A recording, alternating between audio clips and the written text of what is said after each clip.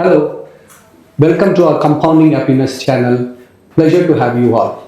Today we have Mr. Harshad Patwardhan with us, who is the Chief Investment Officer of Union Mutual Fund. He and his team manage close to 15,000 crores of asset under management and industry reaching 50 lakh crore and the markets are at 71,000 levels.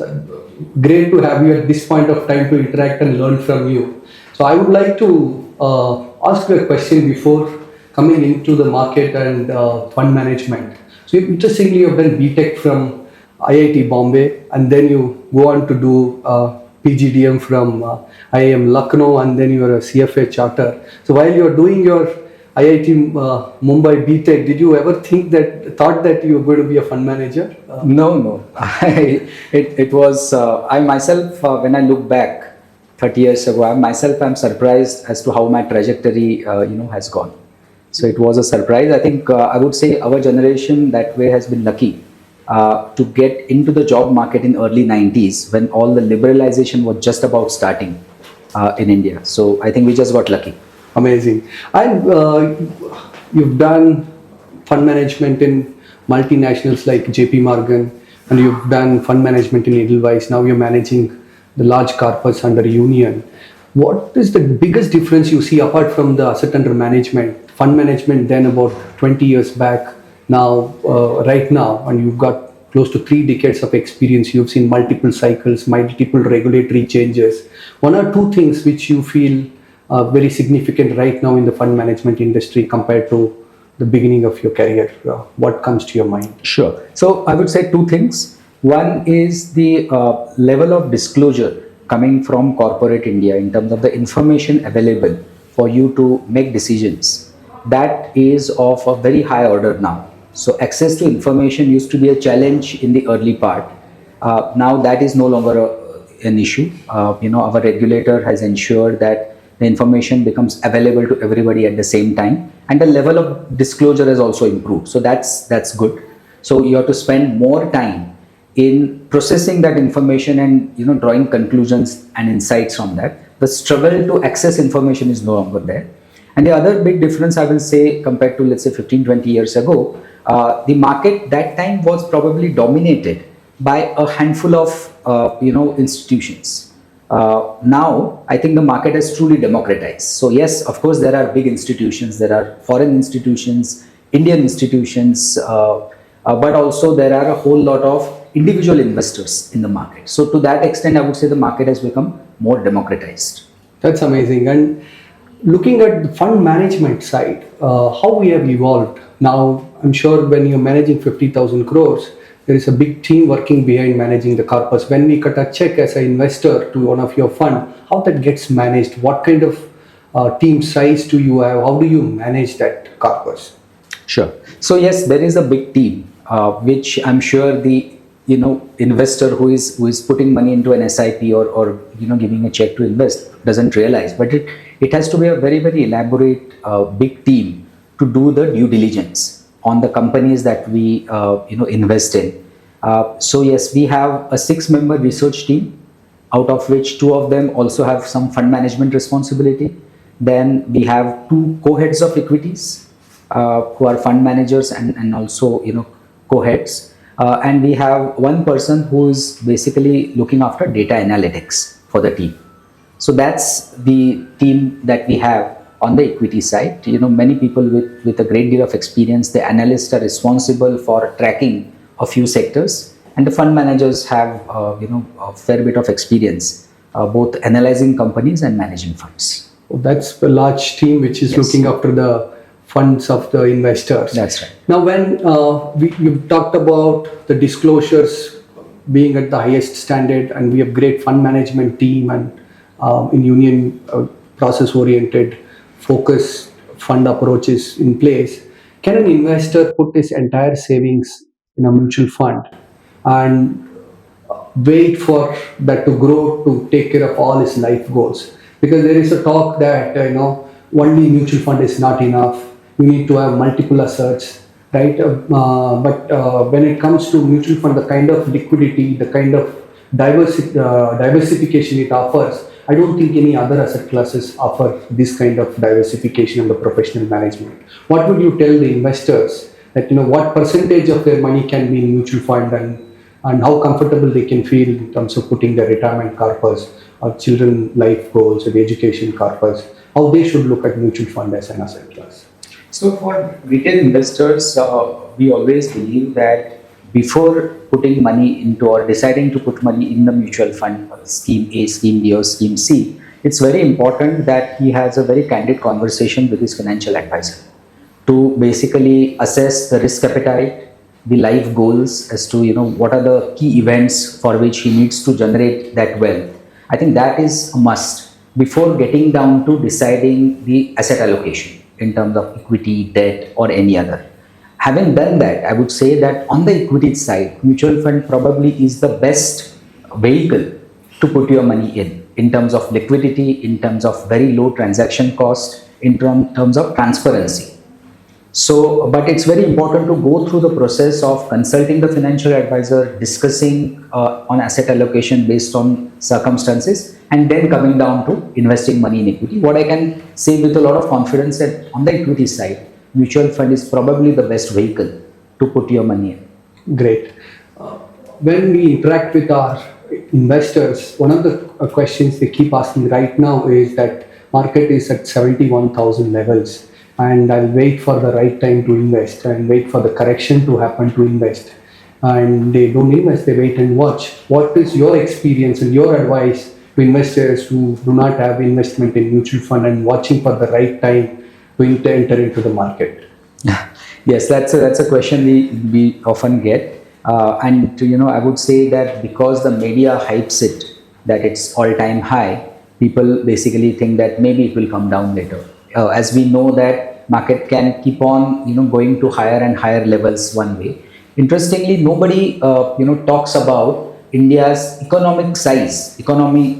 India is all-time high. Every day it is hitting a new all-time high because it keeps growing, right? Nobody talks about that. So I believe that you have to be part of the equities as an asset class. There will be volatility in the market. I'm not saying that there will not be volatility, but just because it is at an all-time high does not guarantee that a month down the line or 3 months down the line it will be at a level lower than that. Also, we have to keep in mind that when you are investing in equity, you are investing in terms of at least next 3 to 5 years. That's what I think most advisors advise. So when you're thinking about the next 3 to 5 years, whatever money you put in today, whether the market corrects, next month or a month after, doesn't really matter to you. The other way to tackle this situation is to invest money in a disciplined way. So if you did an SIP, then starting today, if the market corrects, you actually gain from it because you are then putting the money to work at a lower level. So I think this waiting game, waiting for markets to correct from the all-time high, I don't think it's a good idea. One should start investing right away, particularly if you don't have an exposure to equity, and then do it in a disciplined way so that you actually benefit from volatility. Okay. In your 3 decades of experience being an analyst, having done a lot of research and fund management and portfolio management, etc., have you ever tried to time the market? And did you find any success in doing that? So, I will say that if I wear a hat of an investor as a another retail investor, I don't think I will try to time the market because I know that over long periods of time it does work out. I've seen it in front of. But when we are managing money for other people, fund management, doing fund management, I think it is our job to try to see which sectors are going to outperform other sectors, right? So in terms of timing, clearly for equity mandates, we don't take cash calls because if investors give us money, it is our job to invest that wisely at that point in time. But in terms of which sector may do better now, which sector has peaked in terms of outperformance, those calls we do that. In fact, that's our job to do it. Okay. That brings me to the next question: that which are sectors likely to help our country to add next 1 trillion, according to your fund house and your research? You believe these are the top 2-3 sectors which will create create wealth for the country or for the investor. So, when the economy is going to grow at that, that quantum from 3.5 trillion to, let's say, another trillion and a half, pretty much all sectors of the economy will contribute to that. But if you look at the overall size of the economy and size of, as a proxy, if you look at the index, what is represented in the listed space, BFSI, banking and financial services, is one big part of the economy. In any case, if you look at the GDP breakup, large part is already services in India. So, but for that quantum of improvement in GDP, pretty much all sectors will contribute.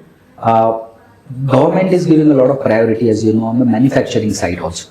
So, I would say both manufacturing and services like BFSI, I think will be the key contributors to that journey. That's nice to know that manufacturing picking up in our country. But there's another interesting trend in the market as per the Amphi data recently.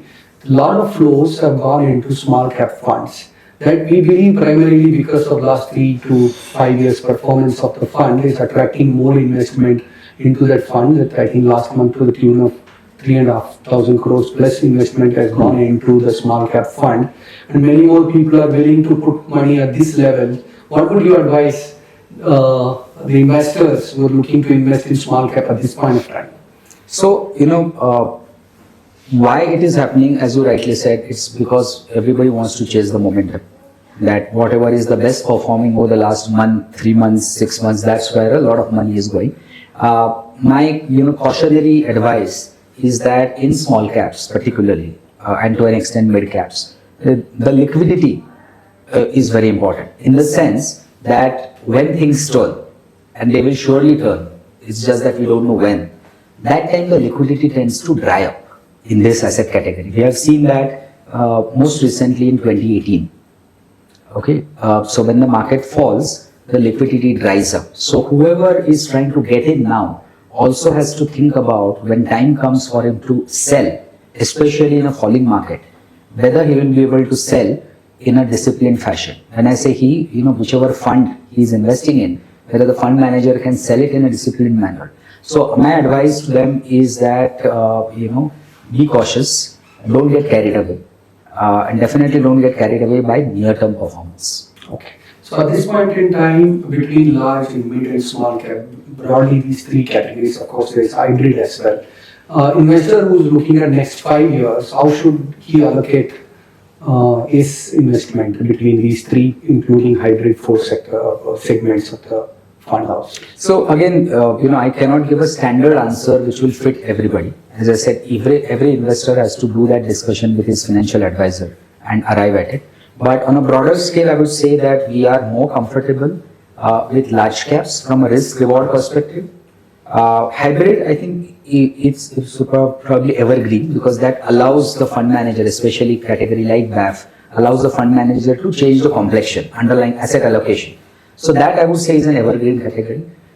Small cap, mid cap, not that I'm negative from a 5-year perspective, you may still end up making money, but I will say that whatever you invest at this stage, it's better to invest that in a disciplined fashion, either through SIP or STP, rather than lump sum.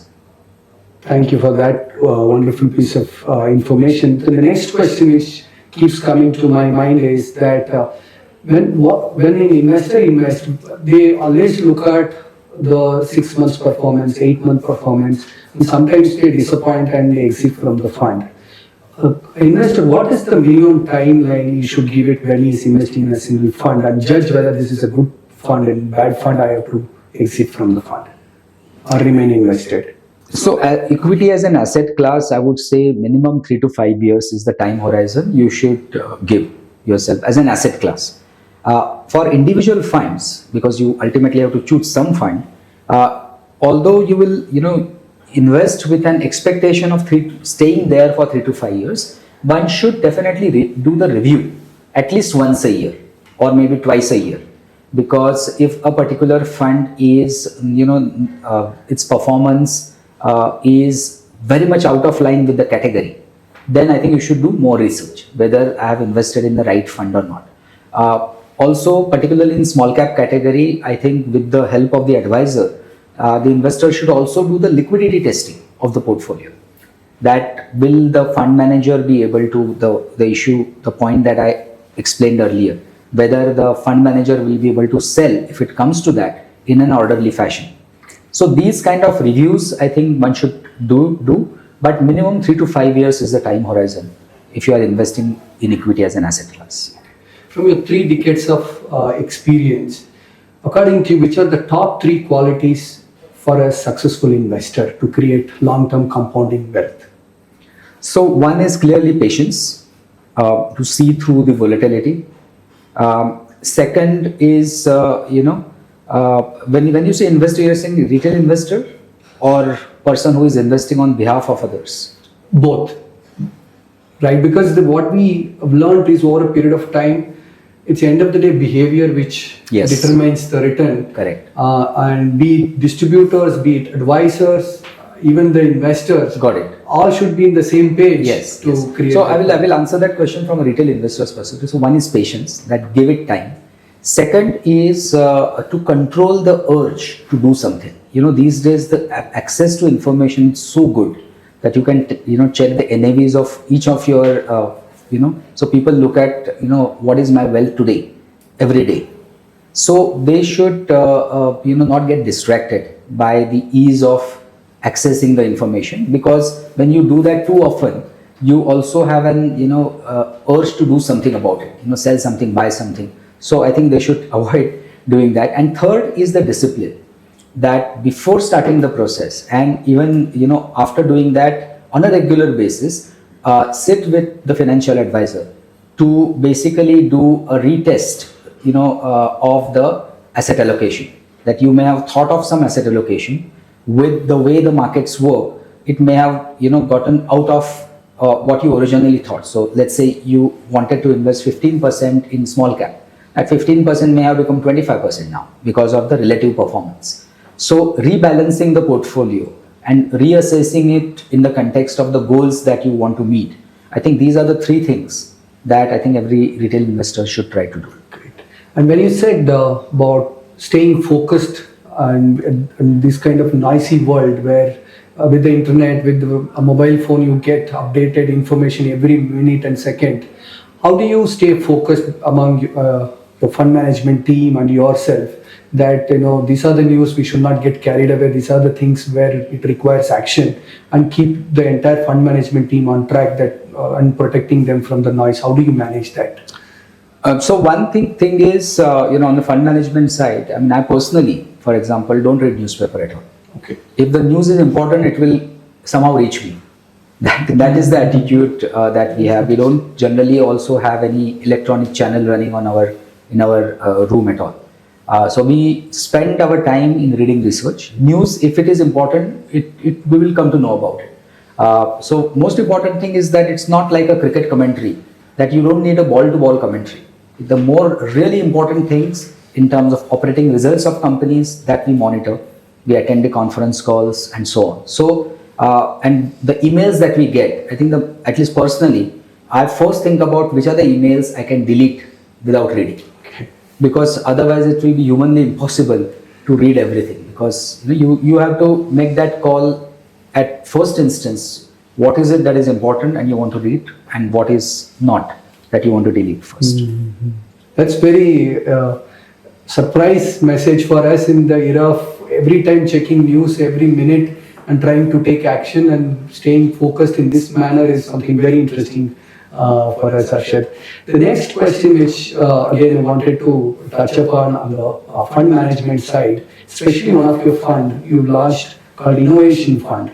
And when you look at the portfolio, it is truly looks very innovative in terms of portfolio construction. And I've also heard you talking in one of the interviews, it is like a VC fund inside the mutual fund. So can you tell me the thought process behind launching the Innovation Fund and how it will be managed compared to a regular equity fund? So for this Innovation Fund, if I give an elaborate answer, we will run out of time. So I will try to give a crisp answer. Is that in this we have said that we will buy a stock in this portfolio only if it meets one of the 6 newness criteria in terms of new products, new service, new process, new management, and so on. So that's why the portfolio, the look and feel of the portfolio is also very different. And we believe that over long periods of time, both the risk but also the reward for this kind of a strategy should be very good. So this fund may not be for all investors, but a portion of your asset allocation for the right kind of investors who are ready for this kind of a product, because it's a thematic product.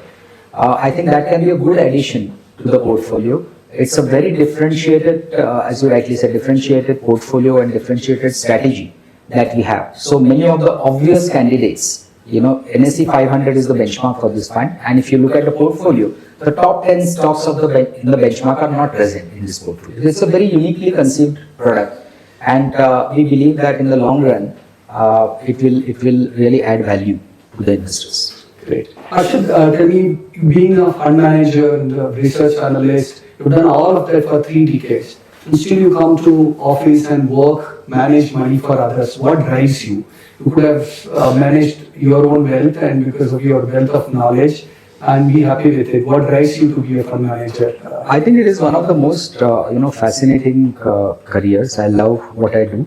And one of the biggest incentives of being in this career is also I get to meet people, both on the corporate side, meeting the successful entrepreneurs or CEOs of companies, and also on the other side, meeting distributors all over the country. So that makes it very, very interesting and rewarding. Great. Thank you so much, Harshad, for joining our Compounding Happiness show and helping our customer to compound their wealth. And wonderful to have you. Thank you so much. Thanks a lot. Thanks for having me. Thank you. Thank you.